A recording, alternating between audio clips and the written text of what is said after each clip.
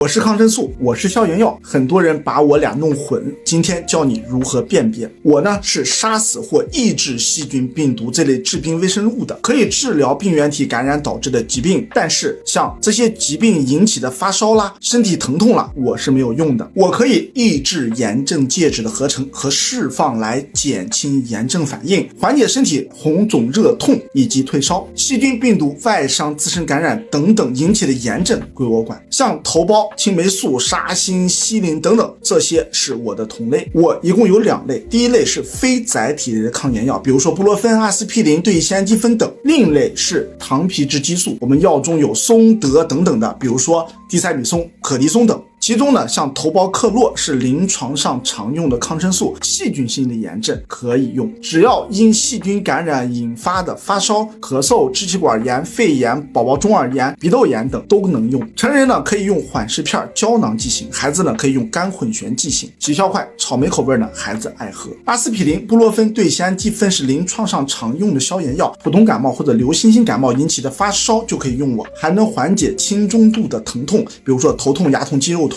临床上区分我们最好的办法还是要去医院做化验，同时医生经过判断明确病因之后再用药。